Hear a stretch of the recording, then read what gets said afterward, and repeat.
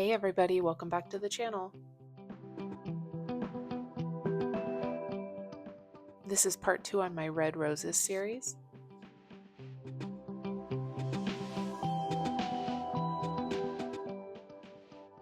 We're continuing on our Red Roses series. This is part 2. We left off in part 1 where we had done a lot of building with our values and our higher and lower chroma areas on these roses. Between that video and this video, I did add some green to these leaves. For the leaves, I just did a really desaturated green, somewhere in the middle ground, not too highlighted, not too shadowed. I wanted to give myself a good base to build off of. I'm honestly not that confident with my leaf painting skills, so I am a little bit nervous to dive into the leaves. However, I wanted to just get kind of a general idea of how vibrant I wanted these leaves to be. So this middle ground will kind of help guide how light my lights will be and how dark my darks will be.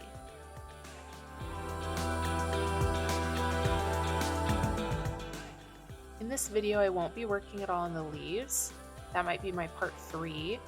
I am going to just continue on these roses. I am pushing the lights lighter and the darks darker. My lighter areas, I'm focusing more on high chroma.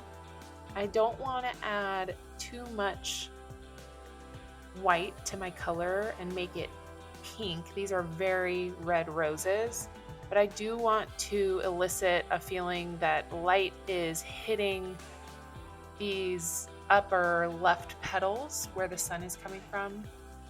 And to do that, I'm using very vibrant colors. And then my darker areas, I'm using more desaturated reds, desaturating with some green and adding in some burnt umber and some madder lake, and I think I'm even adding a little transparent red oxide. I'm not an experienced painter. I am really new at painting. I've never done this before, to be completely honest. I am self-taught, learning everything as I go. YouTube is my best friend.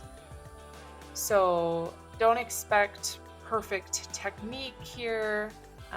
This is a review video for an amateur artist to see how other amateur artists are doing. If you are a really experienced artist and you have a critique for me, please feel free to leave it in a comment. I love constructive criticism. Currently trying to decide if I want to pay for courses online and how that's going to fit into my busy schedule as a mom and nurse. In part 1, I mentioned that I would have done more detailed pre-sketching. It was really challenging to build these petals kind of out of thin air. I'm not a super proficient sketcher either, so this is definitely pushing my comfort zone of my abilities. So I would have done more of a detailed sketch so I knew where to put my lights and my shadows, but in part 1 I did build quite a bit of a base. So in part 2 I'm feeling much more confident going in and building up these higher chroma areas with these darker shaded areas. But it still would have been really helpful to have that more detailed sketch in the beginning, because even in this part 2, I am kind of winging it. And there are moments where I build in extra petals that I didn't prior have, or I added shadowed areas to elicit a different type of form, which wasn't true to the photo, but I'm trying to be creative and add texture where it's not coming through on my painting, and contrast where I need it to really define certain petals. I feel like my painting is in this weird in-between between realism and more loose painting, not realism. If I was going to try to push the realism, again, I would have done a better sketch. I think I intended to start this as a pretty loose painting, and I just consistently added more and more detail, making it look more and more realistic to the photo.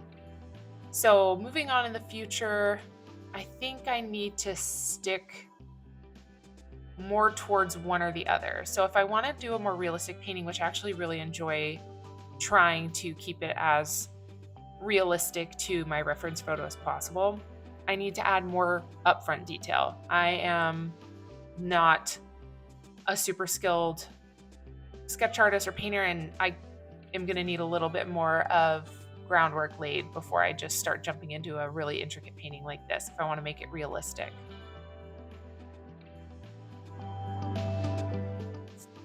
That being said, if I want to keep my painting loose, I really need to try to focus on bigger, broader strokes, maybe squinting a little bit more in the beginning, keeping my brush size large in the beginning, and really making sure that when I first lay down my rose shape on my canvas, I'm not going too high in chroma too early, and I'm keeping it more of a mid-tone so that I have more room to build an illicit shape and form with just the colors that I'm putting on the canvas. I'll let the video play out for now. This is the end of my part 2. You can continue watching me work on this rose. I'm going through with my really fine brush and just kind of trying to hit some of these details before my next part, part 3, which will be working on the leaves. So join me in part 3 as I embark on a new adventure. I've never done realistic leaves before, so this will be a first. Thanks so much. Enjoy.